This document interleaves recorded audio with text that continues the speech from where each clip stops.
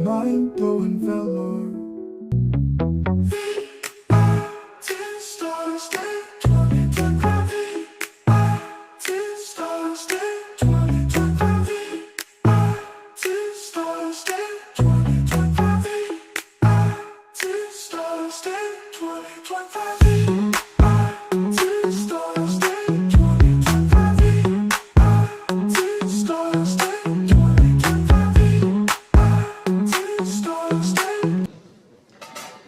Namaskar, very good morning. The Honorable Chief Guest of today's function, Justice Sadashiva, the Honorable Chancellor, VAT, Dr. Viswanathan, Vice Presidents, Mr. Shekhar, Mr. Shankar,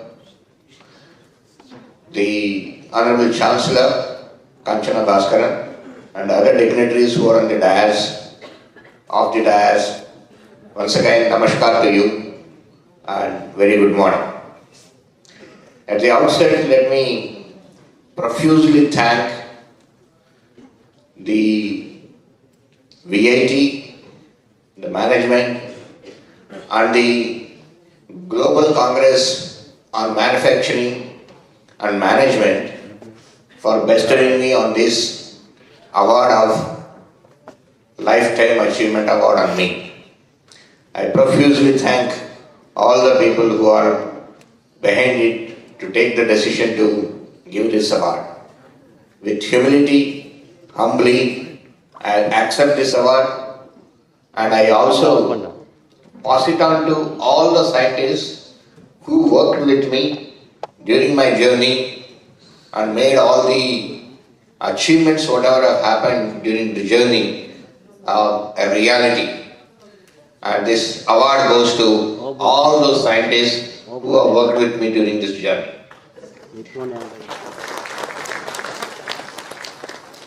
I am always happy to be here in VAT campus. Firstly, I have been associated with the university almost last about 15 years or maybe more than that. I have visited this campus many times, and I have been very closely there with the Chancellor and the Vice Presidents. Also, I have another affinity, as my daughter also studied here in this campus for 4 years, and where I have been regularly coming here.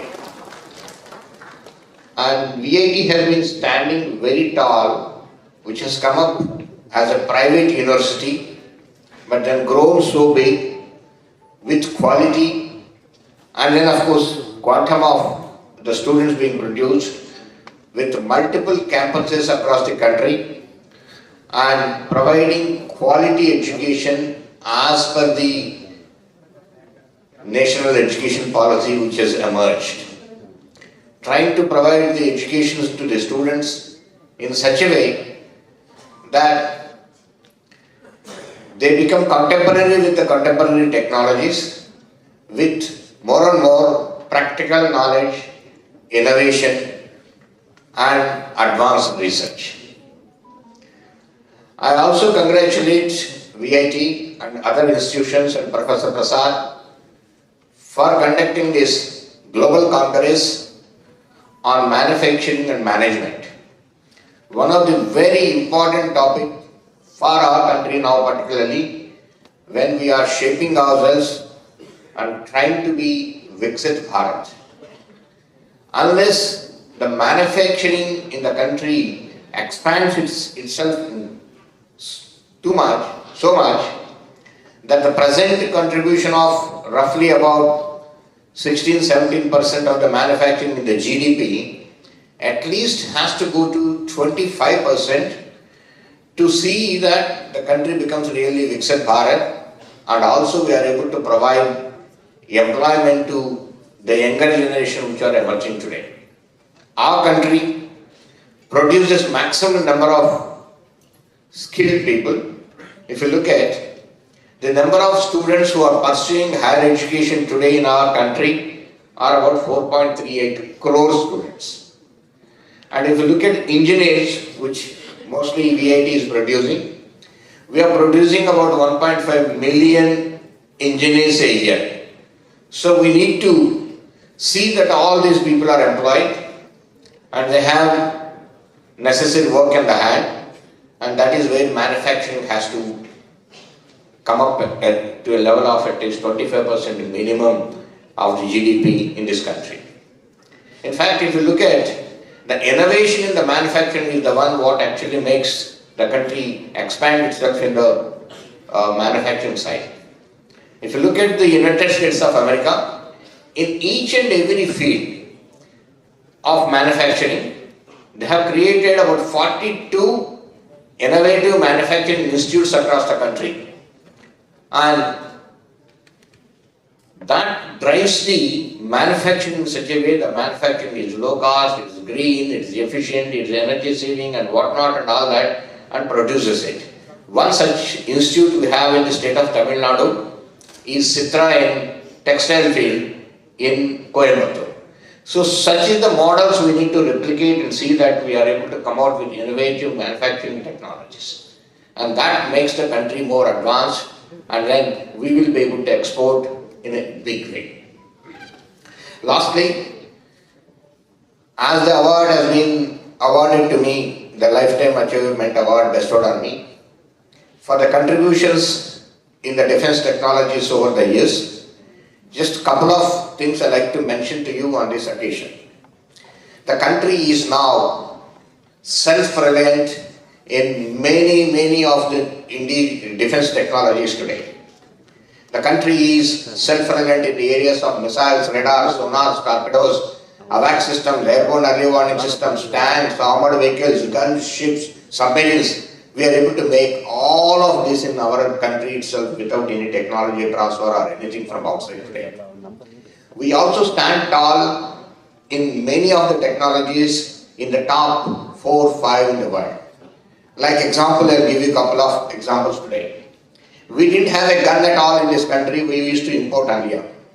Now there is a 155 artillery gun made in this country and completely indigenous with the DRDO and 2 industries, Bharat Forge and Tata. I'd like to mention that we must have made it late, but the gun what we have made in the country, the range of the shell of the gun what it is fired from that is the world's longest range gun what we have in this country. No other country has got a gun of this range today in the world. This is one thing. If you look at a lightweight tank which is required for the northern province, is developed in this country, just at 25 tons, amphibious, that means you can swim in the water also. World record of the tank is designed, developed and realized in 18 months. 18 months. Nowhere else in the world it has been done, everywhere it has been taken at 4 to 5 years. Similarly, Mission Shakti, the anti-satellite test what India has done, just on the directions of the Honorable Prime Minister, just in 2 years' time, a missile has been launched to knock off a satellite orbiting the low Earth orbit, which is orbiting at 7.8 kilometers per second and with a missile of 3.2 kilometers per second with a relative velocity of 11 kilometers, hitting with an accuracy of 3 centimeters from the center of the satellite. India became the 4th country after Russia, America and China. India is the only 4th country which has made this. All these developments have culminated what you have seen in Operation Sindoor. Absolutely pinpoint accuracies, the targets have been hit.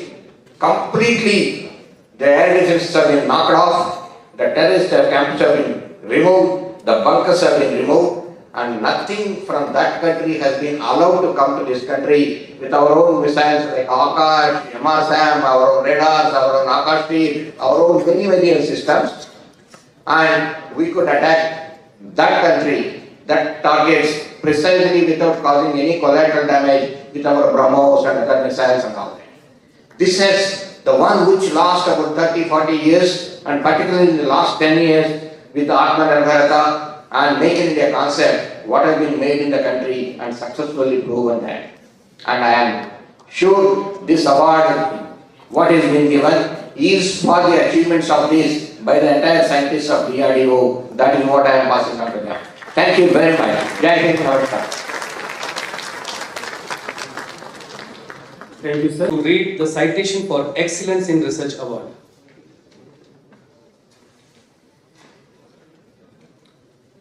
The Global Congress on Manufacturing and Management Board is honored to confer the Excellence in Research Award on Professor Thalapil Pradeep, an internationally acclaimed scientist, visionary innovator,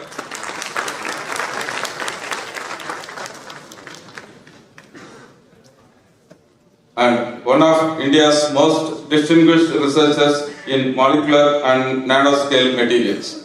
This award is being conferred during the 19th Global Congress on Manufacturing and Management held on December 10, 2025 at Vellore Institute of Technology, Vellore, India. Professor Pradeep serves as Institute Professor, Deepak Parekh Institute Chair Professor and Professor of Chemistry at the Indian Institute of Technology, Madras, educated at the University of Calicut, Indian Institute of Science, UC Berkeley and Purdue University. He has made pioneering contributions to nanoscience, molecular materials and sustainable water purification technologies.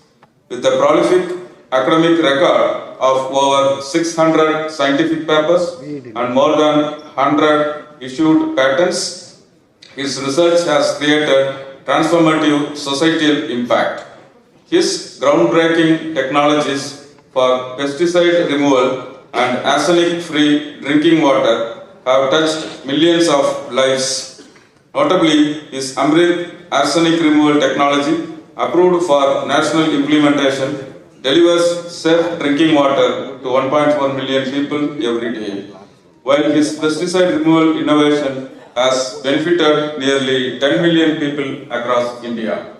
His commitment to translating research into real-world solutions is further reflected in the 7 companies he co-founded, 3 of which operate full-scale production units. Professor Pradeep's exceptional scientific excellence has been recognized globally.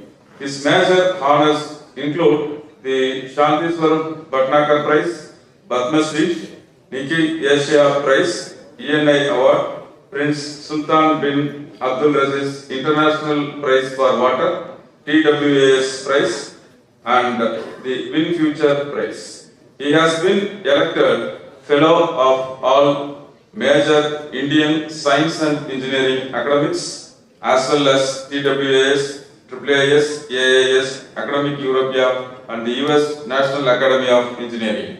In 2025, he was named a recipient of the prestigious Vigyan Shri Award. As influential author, educator, editor, and science communicator, he has also enriched society through philanthropy, including supporting the education of 500 children in his native village. In recognition of his path-breaking scientific leadership, outstanding research contributions, and extraordinary societal impact, the GCMM board proudly presents the Excellence in Research Award to Professor Pradeep.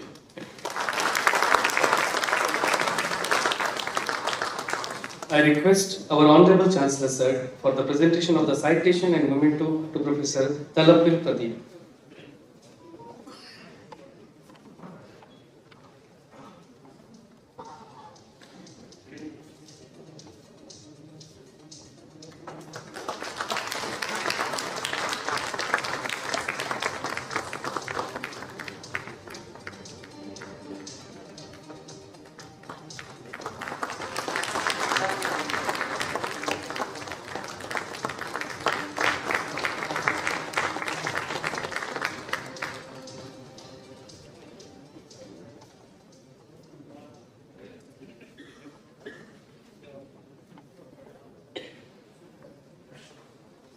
Thank you, sir. Now I humbly invite Professor Thalapil Pradeep to deliver his acceptance message.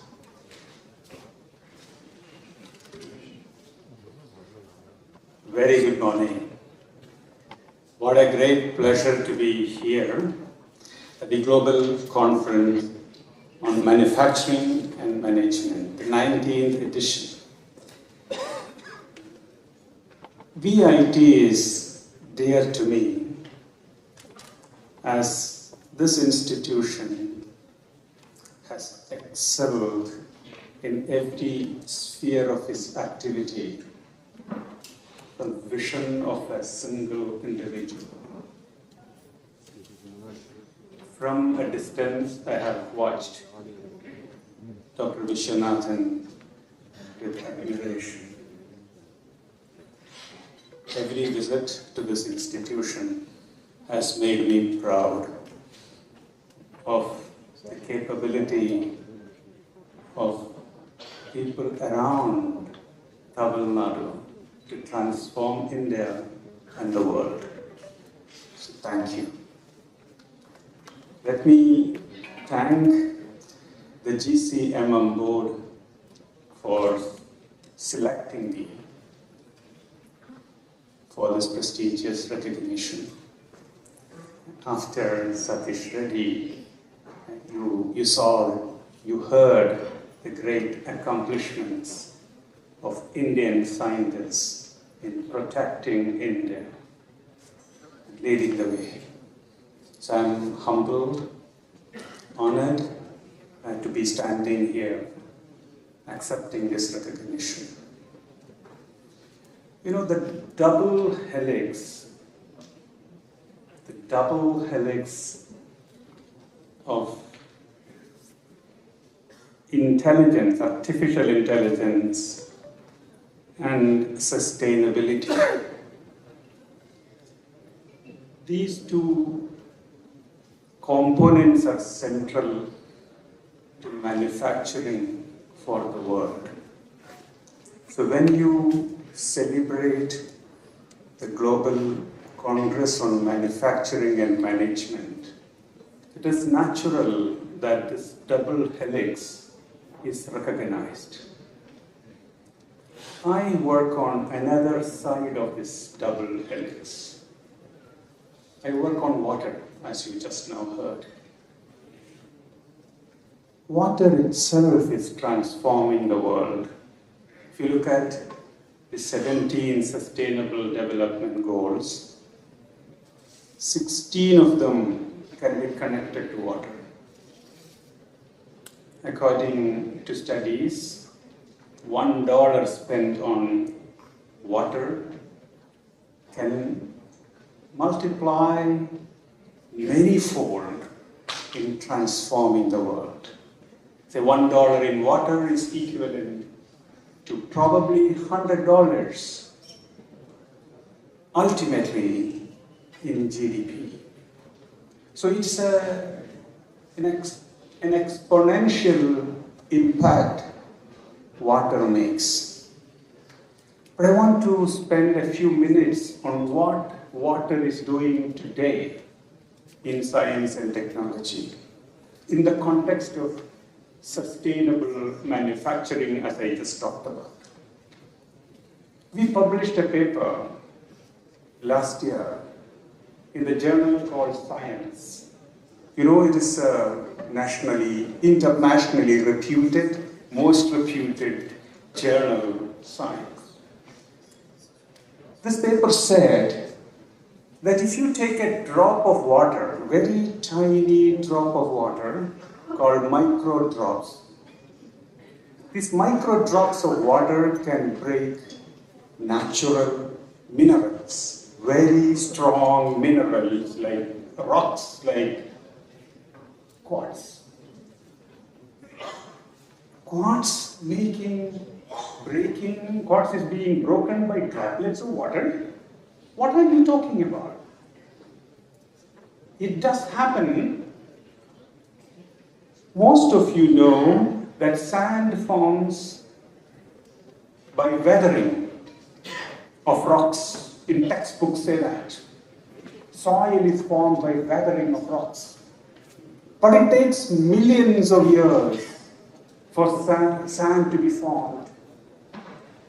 I just now said that sand can be formed by weathering of water, by water drops. So fast. How fast? In milliseconds. What does this mean to manufacturing? What it means to manufacturing is that rocks can be converted to nanoparticles in such a short time by water. What is water? Water is mother of solvents. Water is biology. Water is life. That water converts rocks to nanoparticles, which means rocks to soil. What does that mean? You know, we all eat rice. 15% of rice stem is silica in the nanoparticle form. We grow rice because of silica. This silica can be formed by water droplets, which means that deserts can be converted to fertile lands by microdroplets of water. We all paint on the walls here with nanoparticles, TiO2, alumina, silica, iron oxide. This can be done by water, by breaking natural minerals. What will it mean to manufacturing? It means that manufacturing of the world, at least in certain areas, can be done sustainably with water. How much of energy is required? Almost nothing. Is water going to help in manufacturing in other areas? Yes. People have shown that droplets of water can make peptides. People have shown that droplets of water can make nucleic acids. Droplets of water can make pharmaceuticals. A new era in manufacturing sustainably is being born with water. Across the world, people are looking at newer avenues of manufacturing sustainably. Why am I talking about these? Because one of the biggest problems of sustainability today is solvents. Most of the solvents are petroleum solvents, base solvents. How do you change solvents and create new sustainable solvents is what world is looking at. This is not a small number that I'm talking about. I'm talking about 200 million tons of solvents. I'm talking about replacing that sustainably, which means reducing global greenhouse warming or such other things. Manufacturing through this is also reducing energy. You know, years ago, 1865, Jules Verne, this great science fiction novelist, the very first, wrote that world tomorrow will run on water. What? Energy needed for the planet will come from water. What will that be? That energy is going to be H2, hydrogen. Where will hydrogen come from? From water. Are you in the fool's world to say that energy for the world will come from water?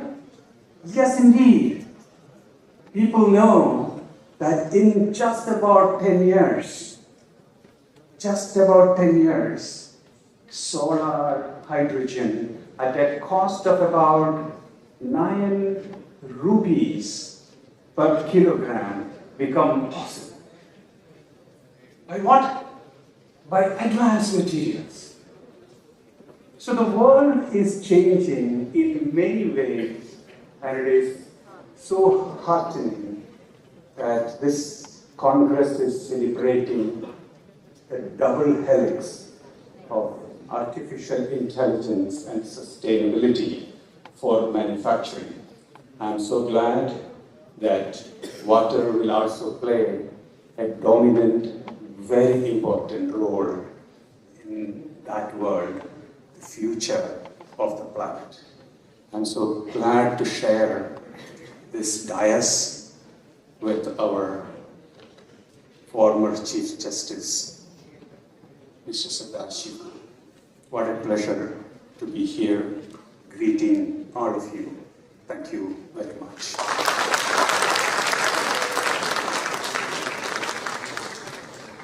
Thank you, sir, for your insightful words. Now I invite Dr. R. Vasudevan, Professor, School of Mechanical Engineering, VIT Vellore, to read the citation for Excellence in Service Award.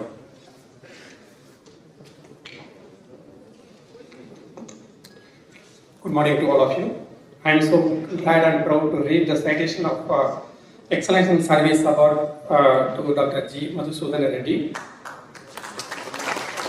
The Global Congress on Manufacturing and Management Board proudly confers the Excellence in Service Award on Dr. G. Madhusudan Reddy in recognition of his exceptional contribution to defense materials, building engineering, advanced manufacturing technologies over a distinguished career of spanning more than 3.5 decades. This award is being conferred during the 19th Global Congress on Manufacturing and Management held on December 10, 2025 at Vellore Institute of Technology, Vellore, India. Dr. Reddy has served the nation with the distinction through various scientific and leadership roles in the Defense Research and Development Organization, culminating in his tenure as a Director, Defense Metallurgical Research Laboratory, DMRL. Under his visionary leadership, DMRL achieved national prominence and was honored with the prestigious DRDO Titanium Trophy for Best Science Laboratory in 2020. His work has enabled breakthroughs in the development of advanced materials and joining technologies critical to India's strategic programs. A globally respected authority in welding metallurgy, Dr. Reddy has made pioneering contribution to solid-state welding, friction-state welding, dissimilar alloy joining, vacuum bracing, armor fabrication, high-temperature materials, and microstructural engineering. His scientific insights have directly supported the successful realization of key defense systems, including missile motor casings, naval steels, aerospace alloy structure, and high-performance armored solutions. Dr. Reddy's scholarly and technical contributions are exceptional in scale and impact. He has authored over 300 peer-reviewed journal papers, contributed to numerous patents, delivered close to 200 invited and keynote lectures, and transferred several critical technologies to defense and industrial partners. As a mentor, he has guided 34 PhD scholars and a large number of postgraduate researchers, nurturing a strong scientific community in materials and building engineering. His contributions have earned him numerous prestigious honors, including Metallurgist of the Year Award, DRDO Scientist of the Year Award, Technology Leadership Award, and Distinguished Fellowship from premier national and international professional bodies. In recognition of his exemplary service, leadership, and lifelong commitment to advanced defense technology and national capability, the GCM board is honored to present the Excellence in Service Award to Dr. Madhusudan Reddy.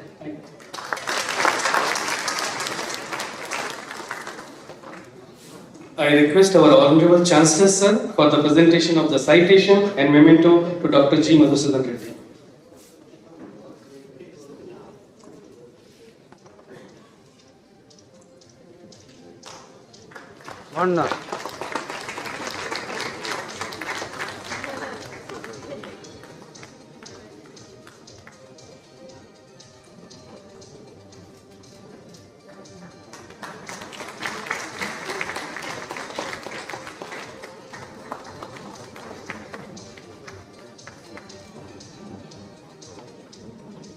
Thank you, sir. Now I humbly invite Dr. G. Madhusudan Reddy, Excellence in Service Award recipient, to deliver his acceptance message.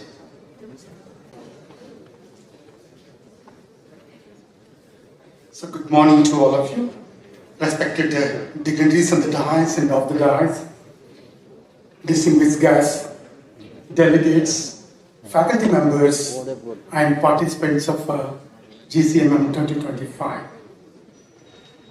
I'm a bit emotional at the same time. I'm proud, I'm happy that my former secretary and Chairman DRDO is with me, and that has given a lot of strength to me. Thank you very much, sir, for your presence. In fact, it's a great honor to receive this award at the 19th Global Congress on Manufacturing and Management here at VIT, an institution known for excellence, innovation, and global outlook. To be honest, when I first received the email from the Chancellor of this university about this award, I actually double-checked the message just to make sure it was not a manufacturing defect in the communication system. My sincere thanks to the organizing committee for this honor. Receiving this award on such an international platform makes this moment truly special. In fact, manufacturing has given me purpose, challenge, joy, and a lifetime of learning. If you look today, industries are evolving at remarkable speed. What we want, systems that cost less, perform more, last longer, weigh less, and operate faster. To build such systems, we need materials. Today we are having materials which is having good strength and toughness at room temperature and sub-zero and high temperature, which are lighter and highly reliable materials are available. To manufacture the systems from these materials, the most challenge is manufacturing. In fact, most of the materials, when you're trying to make systems, we are not able to retain their original properties. That's a major challenge. It's not formable, it's not weldable, there are so many issues. Just now, our Chairman DRDO has indicated that we built a number of systems, main battle tanks and missiles, sonars, radars, and tanks and guns and so on. Most of the systems were developed by using available materials, by taking the deficiency of the material we have designed. But today's systems are asking, they wanted to have their own functions without compromising. So all these days, you know very well, if you are making a component, you need a material, you need a design, I need a manufacturing process. Today, we are able to design, we are able to manufacturing process, we can able to model it and simulate it to the accurate level, but materials we are not able to design because of complexity in nature. But today the material also is a design variable. We have to design the material to tailor your functionality. That is a major task. Because of that, manufacturing people are facing so many challenges. Today, manufacturing speaks a new language that is digital twins, artificial intelligence-driven process optimization, real-time sensing, hybrid additive and subtractive processing, and intelligent welding systems that can practically negotiate with an operator. When I began my career, real-time monitoring meant standing next to the machine and staring at it very seriously. Today the machines stare back and monitor us instead. This rapid evolution is what makes our field so exciting. I'm grateful to have contributed in my own small way to welding, material processing and manufacturing systems. I'm thankful to my collaborators across academia, industry and research institutions. Your partnership helped transition ideas into technologies. I'm deeply grateful to my parent organization, DRDO, for the constant support and encouragement it has provided throughout my life. a word to the next generation. You are stepping into most dynamic era of manufacturing. The world needs your imagination, your curiosity, your courage. And remember, excellence is always a team effort, built layer by layer, just like an additive manufacturing process. Manufacturing today is being reshaped by smart process, automation, and data-enabled decision-making. So GCMM plays a vital role in bringing global expertise together to understand these shifts and inspire new collaborations. Once again, I sincerely thank VAT and GCMM committee for this honor. I am humble, grateful, and motivated to continue contributing to materials, welding, and manufacturing. I'm once again thankful to the Vice Chancellor of this institute for giving this award. Thank you very much. I'm grateful to all of you. Thank you. Thank you, sir, for your valuable words. Let us now take a moment to recognize the GCMM board members for their commitment and their role in shaping this global platform. I request our Honorable Chancellor, sir, to honor GCMM board members with a shawl. Professor Prasad KDV Yarlagata, Secretary, GCMM Board.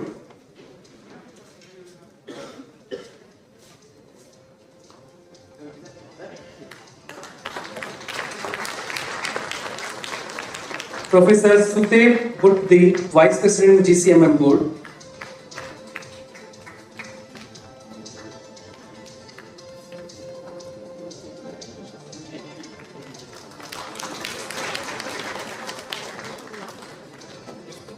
Professor Andre D.L. Batako, Member, GCMM Board.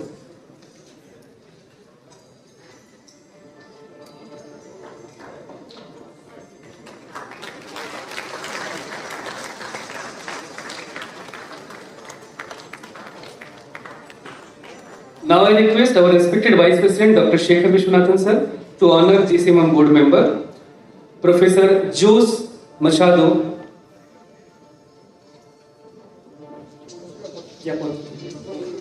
From University of Portugal.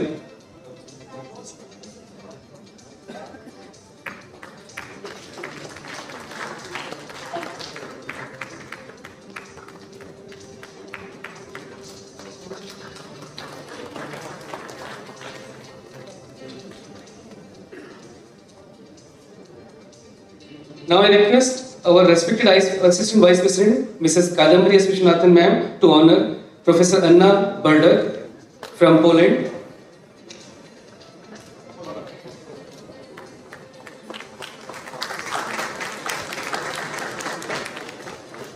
Now I request our respected Pro Vice Chancellor sir to honor Professor Katarzyna Entos from Poland.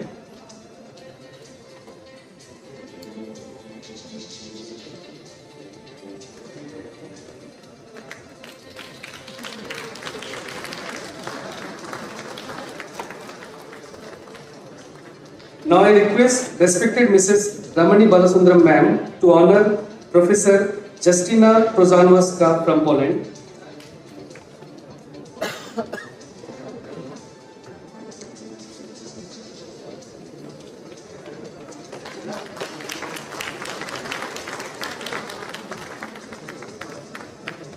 Thank you. Thank you all.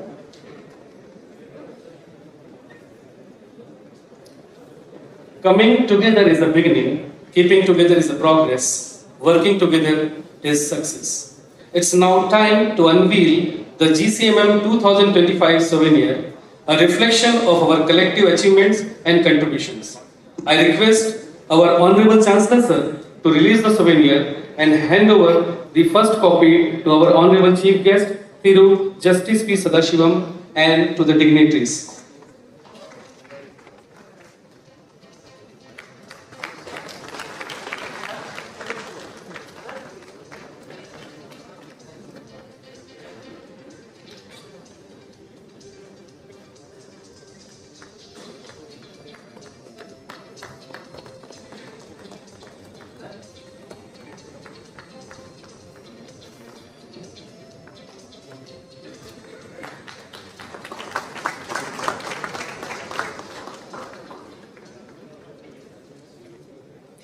Thank you, sir.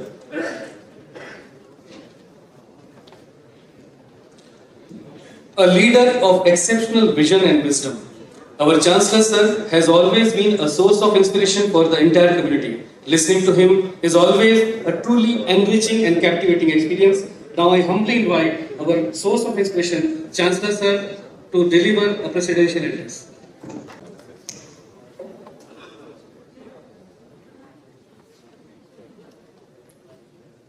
Honorable Justice P. Sadasivam, former Chief Justice of India and former Governor of Kerala, Professor Prasad, the Secretary of the GCMM Board, Vice Chancellor, Pro-Vice Chancellor, Vice Presidents, Assistant Vice President, and the recipients of the awards, Dr. Satish Reddy, Professor Pradeep and Dr. Madhusudan Reddy, the Dean, Dr. Kuppan, Dr. Anthony Xavier, the organizing chair, other professors, and my dear guests and delegates from various countries who come here, and also participants from various parts of India, our own professors and students, very good morning to you. We are conducting this conference after 11 years in VIT, and I would like to thank the board for giving us this opportunity, and also I would like to thank the co-sponsors, other universities who are with us, and also thank the university from Poland who is going to host next year's conference. Now, this is a very important subject. How many of you know the importance of manufacturing, especially the students?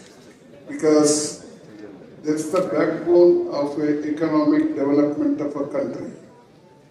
The cornerstone, we can call it.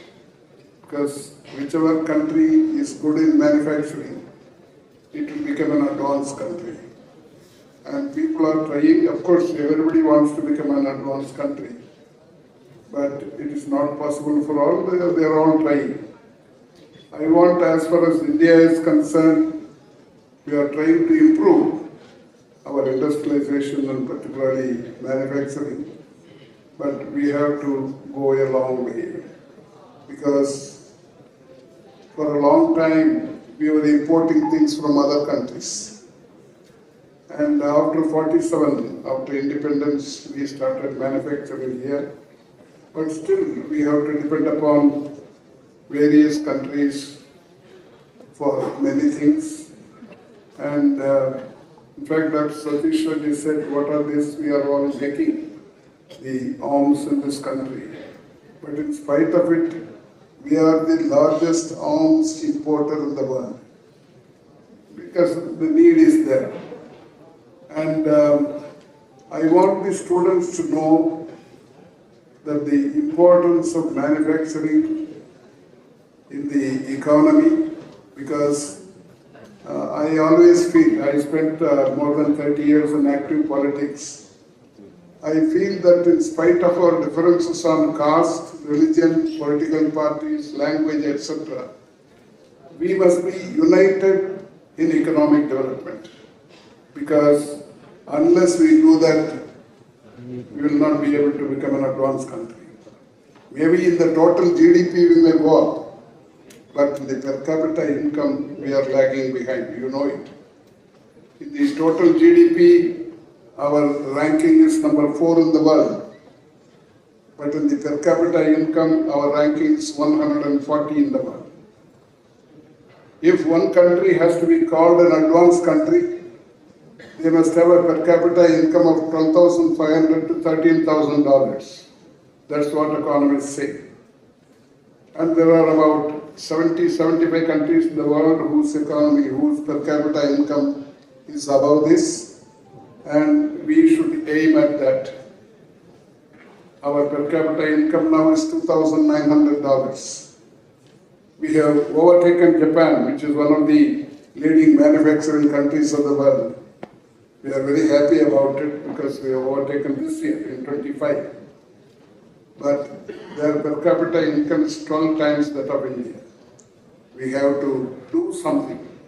Manufacturing will remove poverty. It will create employment. That's why this importance of GCMM, because we want all the developing countries and underdeveloped countries, particularly in Africa and Asia, to participate in this. They know they must know the importance of manufacturing and export, so that their economy will go up. It will produce enough employment potential for the youngsters and also removal of poverty. Our governments are taking a number of steps to remove poverty in this, and we have achieved so much. But in spite of it, 1/4 of the poor people of the world live in India. That can be achieved by all the means, but particularly going for export and creating employment potential. And we must give education to all. In fact, I am happy Dr. Pradeep is here. Kerala is #1 in school education in the whole country. The percentage of those who educated people, Kerala is #1. In higher education, Tamil Nadu is #1, Kerala is #2. In school education, they are #1 and Tamil Nadu is #2. It must happen to other states also.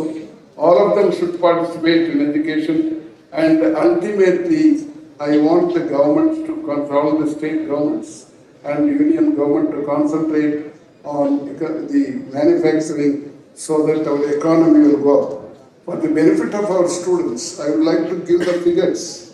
Where are we in the world and what is happening? The total manufacturing of the entire world is $16.8 trillion.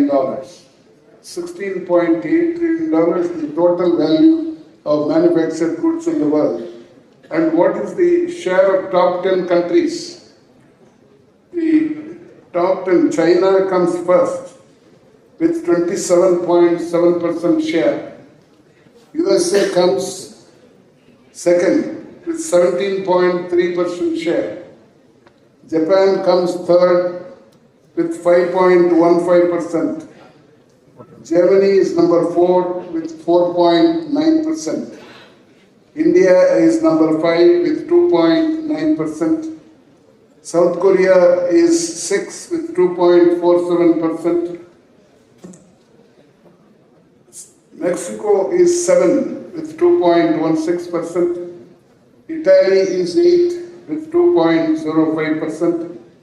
France in the 9th position, 1.77%.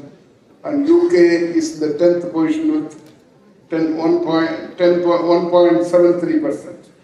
This is the order.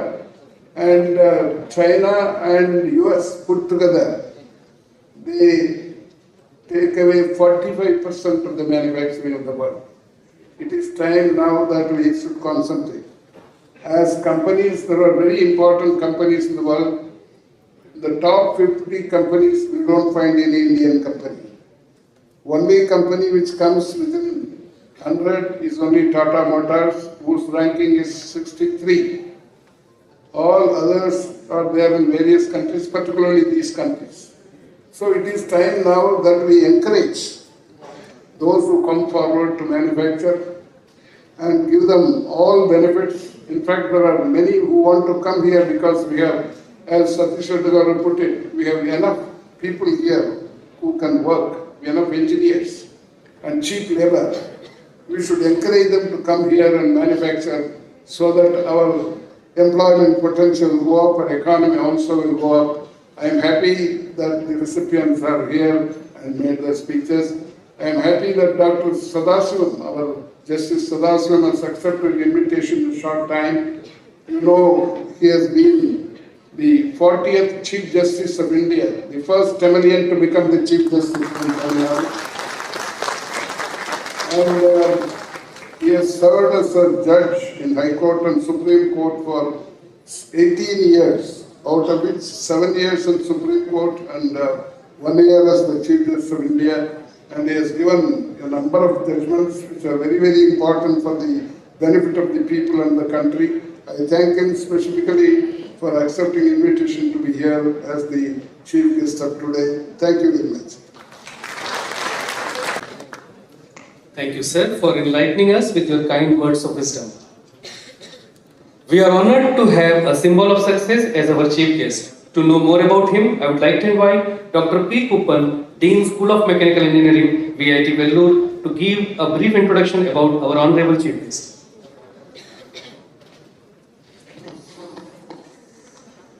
Honorable Chancellor, our distinguished chief guest, respected dignitaries on the dais, respected delegates, a very good morning to all. It's my privilege to introduce our chief guest, former Chief Justice of India and former Governor of Kerala, Sri Justice P. Sadasivam, a leader whose service to the nation commands the utmost respect. Sri Justice P. Sadasivam was born into an agricultural family as the son of late Palaniswamy and Srimati Nachiyammal at Kadapanallur village near Bhavani in Erode district, Tamil Nadu on 27th April 1949. He received his school education at the Government High School in Singampetti, graduating from Government Law College, Madras.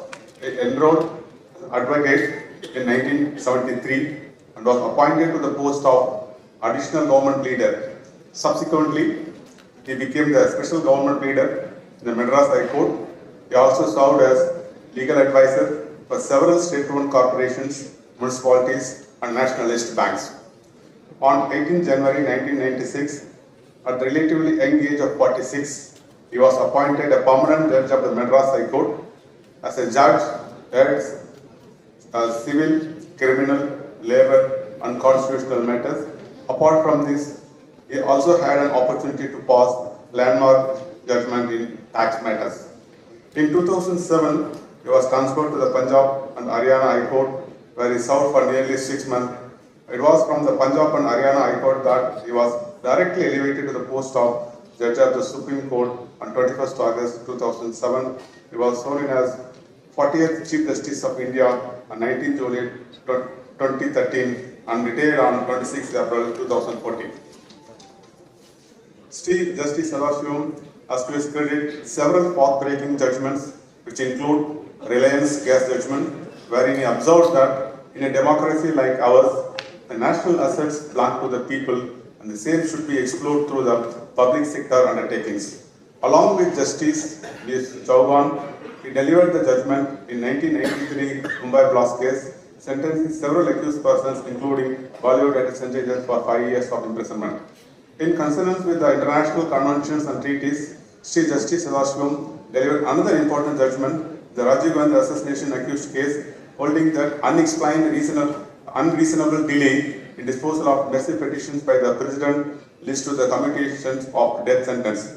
In the case of Safai Karmachari Andolan versus Union of India, after hearing Union of India, all states and union territories with a view to bring to an end the practice of manual scavenging and also prevent future generations from inhuman practice, we issued series of direction to all the states for prohibition of manual scavenging. The order also had a rehabilitation package which included the grant of rupees 10 lakh as compensation to the families of everyone who died in sewer since 1993. In Union of India versus National Federation of the Blind, in view of the provisions of the Persons with Disabilities Act and the fact that many governments failed to provide reservation for disabled persons, Justice Sadasivam held that 3% refers to a part of the total vacancies in the cadre strength and directed central, state and union directors to strictly implement the act. He also authored leading judgments in electoral reform such as NOTA, voter verified paper audit trail, furnishing all required details including that of family members in the nomination of paper as mandatory. The effect of all these judgments were visible through their implementation in the general elections of 2019.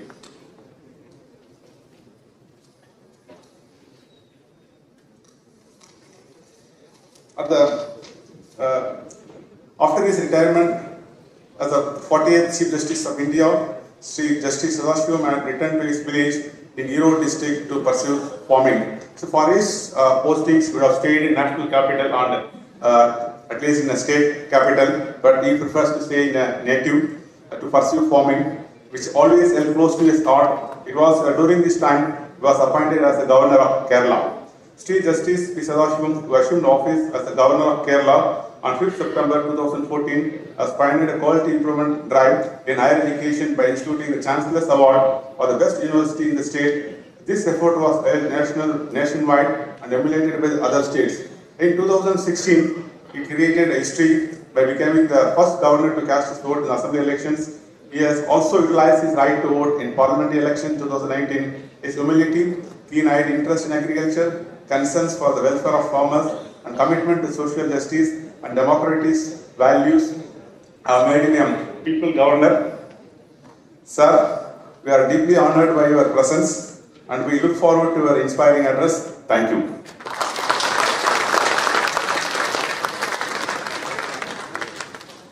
It is my privilege to invite our Honorable Chief Guest, Thiru Justice P. Sadashivam, former Chief Justice of India and former Governor of Kerala, to deliver the inaugural address.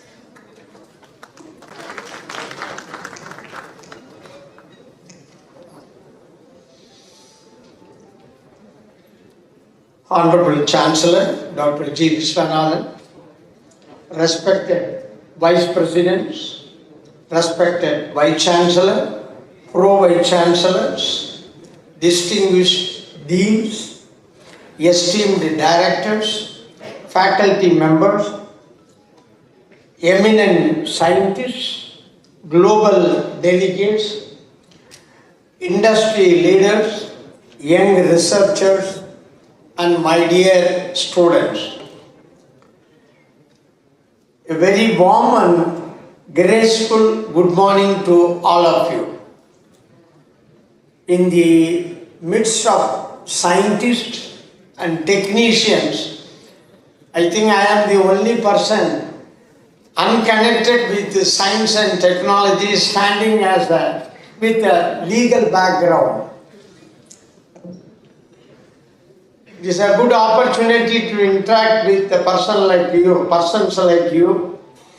It is indeed a privilege and a profound honor to stand before this distinguished gathering at Vellore Institute of Technology, an institution that has become a symbol of academic excellence, innovation, and global vision.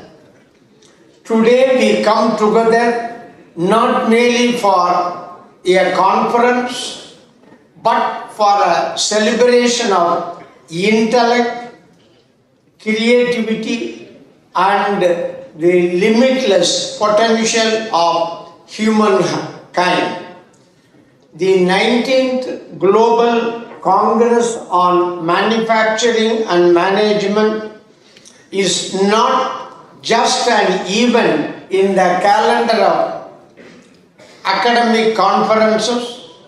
It is a global movement that unites the finest minds across continents, that is being hosted at VIT Vellore, an institution recognized for world-class research, futuristic thinking, and unwavering commitment to scientific, societal development, makes this occasion even more meaningful. For more than 4 decades, VIT has stood as a testament to what vision, dedication, and relentless pursuit of excellence can achieve. Today's gathering with global delegates and distinguished experts reflects the stature of this magnificent institution. Before continuing further, initially I want to introduce myself, but in the earlier occasion Mr. Kuppan has mentioned details about my background, school, college, as a lawyer and as a High Court judge, as a Supreme Court judge, Chief Justice, Governor, etc. So I am not going to tell the same thing once again, but only I want to mention one or two important judgments may be useful for the students sitting here. Then I will continue the topic. I have collected more materials. As far as these, our friend Mr. Kuppan also mentioned about the Reliance gas judgment. It was you may not aware, we have a natural resource in the Indian Ocean, Bay of Bengal, Arabian Sea. Those assets are being utilized by the Reliance company, of course by paying whatever tax or whatever rate as per the rules to the government. But there was some dispute among the brothers and family members, so the matter came to the Supreme Court. Ultimately, the matter has been settled before my bench, and in that order, we made only 2 judges bench. We made an observation. We cannot direct the government to do or not to do. Only observation. By pointing out that we have well-established public sector undertakings like ONGC, Coal India, etc. If the government desires, these things can be exploited through these public sector undertakings. We made only observation. Only for that I am mentioning. And another is the Mumbai blast case. That was the first blast that took place in the year 1993. Why I am mentioning, the trial at Mumbai court went for 14 years. Then thereafter, no appeal to the High Court, directly appeal was filed in the Supreme Court as per the statute. At that time, Chief Justice was Justice Kapadia. He is also from Mumbai. He entrusted that appeal to my bench and asked us to complete it as early as possible. That is the biggest case. See, when I want to study the papers during the holidays, when I asked my private secretary to bring that judgment, I want to carry it to my village and I may read during these quarter holidays. At that time, she was standing like a tree. Now I said, what is the problem? Sir, you cannot carry the judgment. If you want, we have to load it in a very big container lorry, not even an ordinary lorry, container lorry. Then I dropped it because 14,000 years, thousands of records, thousands of documents marked. After some time, then we started hearing. Continuously we heard that case from 10:30 to 4:30 for 10 full months. No break, no other case. Then after finishing that case within 4 months, I delivered a judgment. That was the biggest judgment ever rendered by the Supreme Court. Maybe thereafter this Ayodhya judgment, people are saying that was also a big matter. That's why I want to mention that. Another thing, important thing relating to Rajiv Gandhi assassination accused case. Why I am mentioning, it is also a message to our students. Even for death convicts, our constitution gives some protection, some relief, some liberty to them. See, they deserve no leniency because they have no right to kill anyone, including our Honorable Prime Minister. See, those persons were awarded death sentence, even that was confirmed by the Supreme Court. But as per our constitution, they have a right and they made a mercy petition. In Tamil we called Karunai Manu, mercy petition to the President of India. Unfortunately, those petitions were kept pending by the then Home Ministry for several years, nearly 7.5 years. Then by way of, they approached the Supreme Court directly, claiming that in view of the unreasonable delay, they cannot be executed. Then we issued a notice to the Attorney General and central government officers. They came and informed the Supreme Court, that is us, the incident occurred, the murder took place at the southern part of Tamil Nadu, and we have to collect, it is the stand of the then central government, we have to collect thousands of records. That's why it took time before placing the file to the President. But on going through the constitutional provisions, under the fact that India is part of UN Assembly, we held that bringing records from southern part of India to Delhi, it cannot be 7 years or 6 years. It should be within a reasonable time. This reason is unacceptable. So we converted the death sentence into life sentence. At that time they were in jail for 27 years and immediately all of them were released by the state government. Now they have returned and settled. So in that judgment we made various directions. How the mercy petitions have to be decided by President and the Governor of respective states. No way I am mentioning, when I retired in the year 2014, the Honorable, at that time the President was Mr. Pranab Mukherjee. As per the rules, after retirement, I can continue in my government bungalow for 4 weeks. Myself and my wife stayed for 2 weeks. Meanwhile, I received a call from Rashtrapati Bhavan that then President Pranab Mukherjee wanted to arrange a lunch for me. He invited us, we went there. When we entered his Rashtrapati Bhavan, he took my hand and he was taking to his office room. Then on entering his office room, he asked me to see on the right, on his table, on the right hand side. He said, "Sir, Judge, I am keeping your judgment on the table on this place. Whenever any mercy petition comes, your judgment will immediately remind me."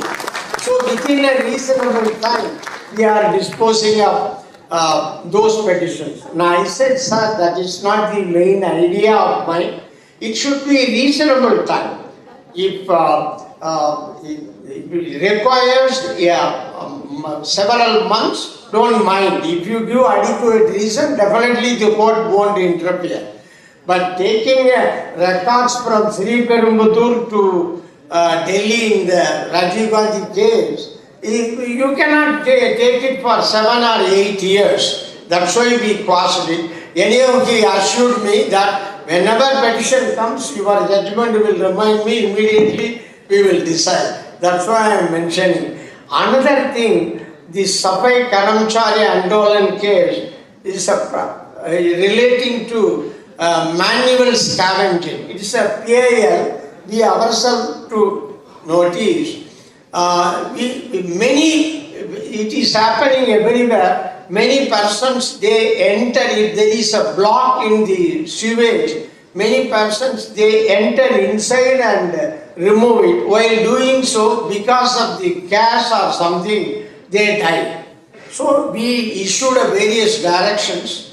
Hereafter, at that time, I don't know, maybe 2012 or 13, hereafter, no state government or central government is allowed to permit anyone to enter into the manhole.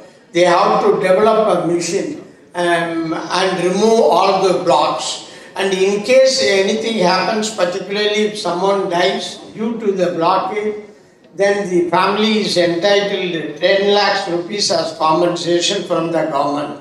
Now I think most of the government have developed a mission. I saw it in Kerala. There is a mission. By opening the cover of the manhole, if the mission enters within few minutes, it removes all the blocks.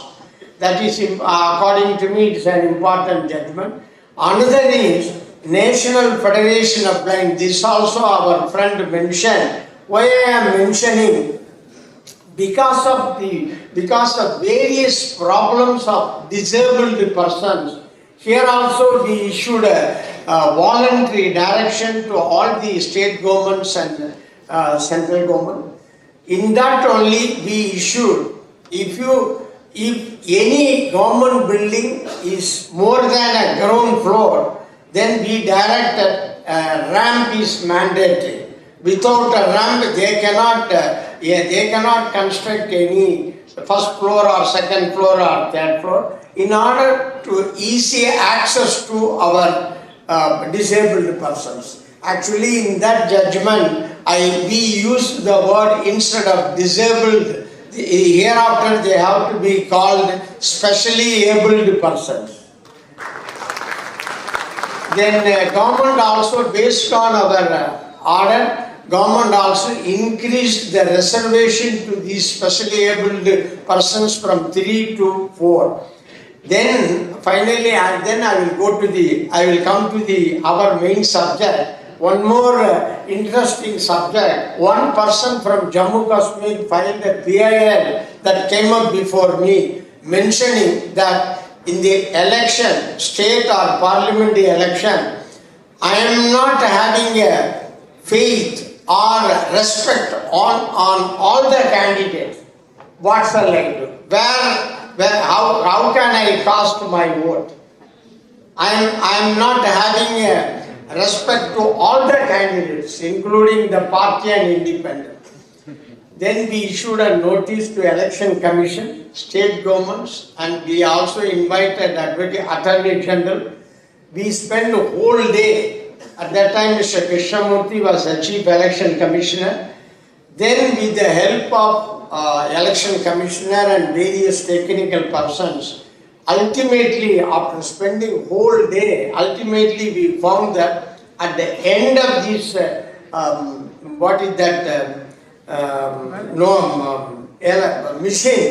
voting machine, we put this nota. If that person puts a button nota, if that number comes more, it may be a message to the political parties that their candidate or candidates are not suitable. So that may be one lesson. Another one is voter verified paper audit right. One person filed another petition. Sir, I want to know whether I have cast a vote correctly, whether it has gone to that symbol. So we also directed the Election Commission to find out. That's why if you put a button, just a few seconds, a small slip will come. Will show you the symbol and the party name, candidate name. That is also my order. And another thing, furnishing all required details, including that of family members in the nomination paper. Before that, only the candidates' movable and immovable properties alone to be normally they mention. After our order, we have directed, you mention your spouse properties and minors, if any, their properties also in the fund. And finally, very important judgment, our member of parliament and MLAs, they have a constituency fund. Government formulated a scheme called constituency fund. That was challenged by a party leader from Jammu Kashmir. That party name is Panther Party. He challenged that. He openly mentioned in that petition, this fund, if fund goes to MPs and MLAs, they may utilize it for their own purpose or it may go for some other purpose. Then we issued a notice to all the state governments, and here also we invited the Attorney General to help us. Then finally, by pointing out various provisions in the MP fund, we upheld the act. Here also I want to inform one interesting thing. Initially that was heard by former Chief Justice K.G. Balakrishnan and myself. Then I only requested him because of the importance, a matter has to be heard by a bench of 5 judges. So Constitution bench heard that, and I only explained to all the other judges various difficulties being faced by the local village people and persons in cities and towns. And in view of the various safeguards in the scheme, we upheld. That judgment was written by me. Now I am not saying more than that. Then coming to our topic, I will finish it up within 5 minutes. Manufacturing is not merely an industry. It is the foundation on which nations rise. Great economics are built on the strength of their manufacturing ecosystem, their technological powers and their ability to innovate. Management is not merely administration, it is the art of leadership, strategy, empathy and vision. Together, manufacturing and management form the twin engines that power a nation's progress, its global presence and its promise for the future. Today, as the world witnesses unprecedented technological transformation, this Congress becomes a platform where ideas evolve into innovation, research transforms into reality, imagination shapes the industries of tomorrow. We are standing at the doorway of new industrial era, one that is ambitious, intelligent, inclusive, such as Industry 5.0, smart factories and digital twins, additive manufacturing and advanced materials, sustainable and circular manufacturing. That is not the future. It is happening now, and everyone in this hall is a part of that transformation. India today stands at a decisive moment in its history, a moment filled with possibilities, with the vision of Atmanirbhar Bharat, with the rapid growth in sectors like aerospace, defense, semiconductors, renewable energy, digital manufacturing and advanced materials. India is emerging as global manufacturing and innovation hub. Initiatives like Atmanirbhar Bharat, Make in India, Startup India, National Manufacturing Policy, AI Mission and quantum technology investments are creating the foundation for a robust industrial ecosystem. Universities like VIT play a central role in shaping this journey. Your research, your students, your collaborations, these are the catalysts that will elevate India to the forefront of scientific and industrial excellence. VIT has become a symbol of innovation, inclusiveness, global learning and academic leadership with world-class laboratories, state-of-the-art research centers, industry integrated curricula, international partnership that span continents, a campus culture that nurtures dreams, a chancellor whose vision continues to transform education in India. I am glad to note that VIT does not just produce graduates, it produces leaders, change makers and innovators. Having GCMM here is not merely appropriate, it is a symbolic. It reinforces VIT's commitment to shaping the future of global manufacturing and management. To all the eminent scientists, engineers and academicians here, your work is the light that guides humanity to progress. Your equations, your simulations, your experiments, your papers, they are the invisible forces shaping industries, technologies and societies. Let this Congress strengthen your resolve to explore deeper, to innovate responsibility, to collaborate widely, to publish with integrity, to mentor your minds, to dream fearlessly. The world is counting on you to create solutions that are revolutionary, yet sustainable, ambitious, yet human. A message to industry leaders, to the visionary leaders from industry: you are the bridge between invention and impact.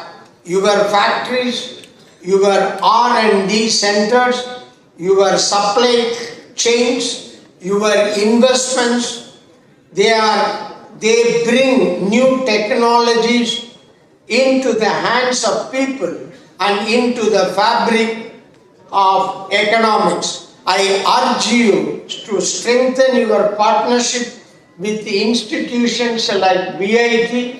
Let us aspire for more industry-led research, more joint laboratories, more industrial PhDs, more student internship, more technological transfer, and more entrepreneurship incubation.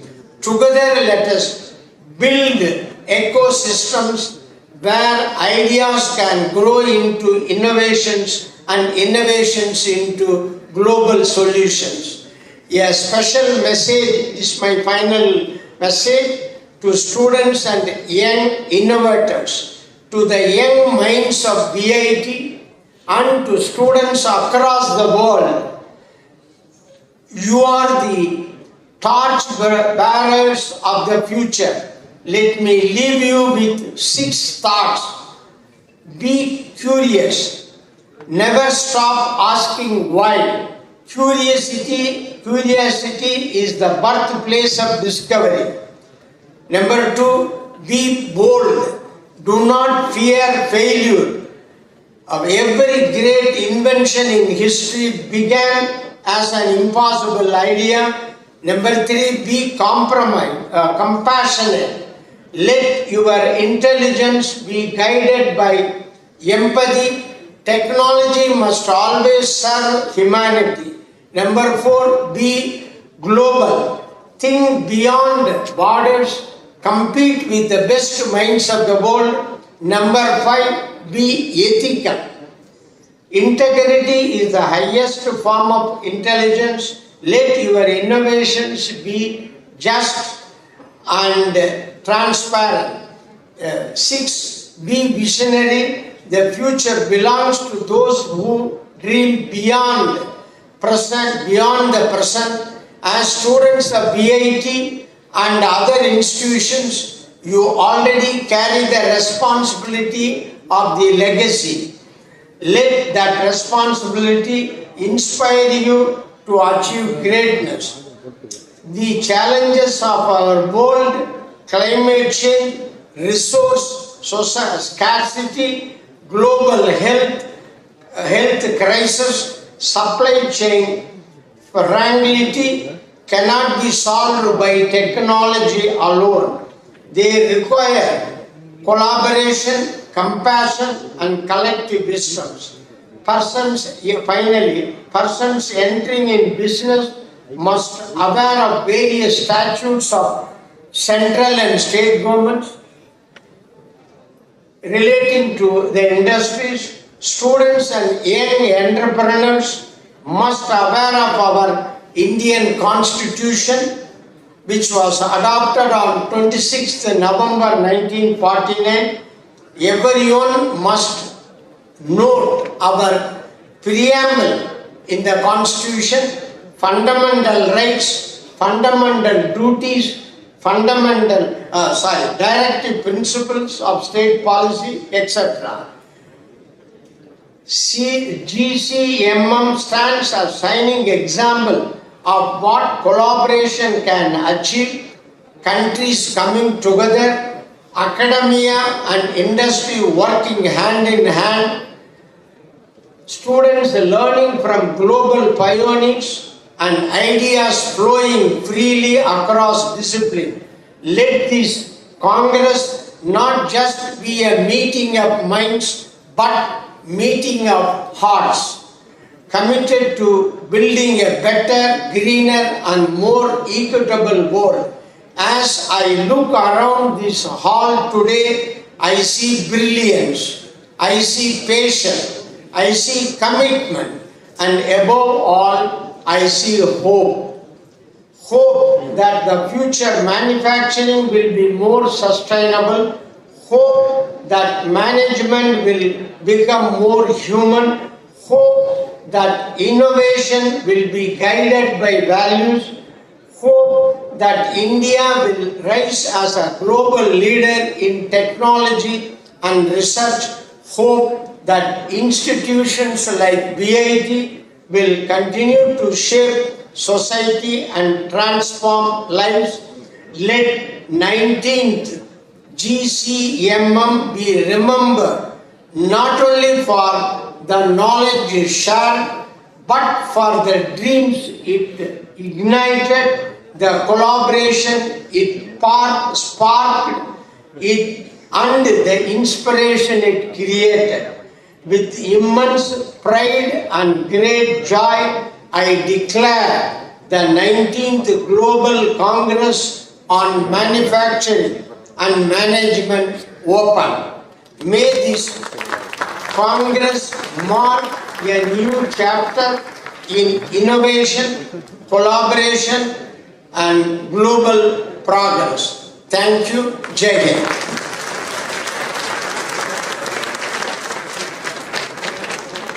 Thank you, sir. Certainly, your address goes a long way in inspiring us to strive hard and achieve more. Of memory of today's event, GCMM 2025, we are pleased to present a photo frame to our esteemed guest.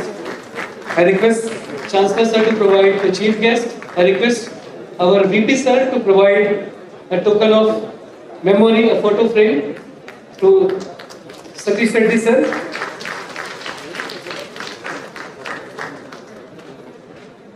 I request AVP madam to provide to Professor Thalapil Pradeep sir. Now I request Pro VC sir to provide a photo frame to Dr. G. Madhusudan Reddy sir.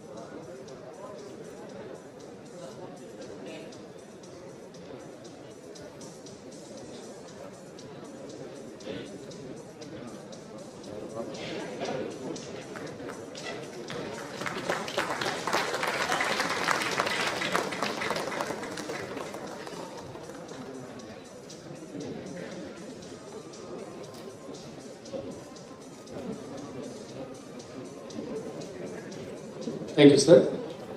A good event never ends in the world. They take only a pause and keep us awaiting for the next. Now, I would like to invite Dr. K. Nandagopal, Associate Dean, School of Mechanical Engineering, to propose the word of thanks.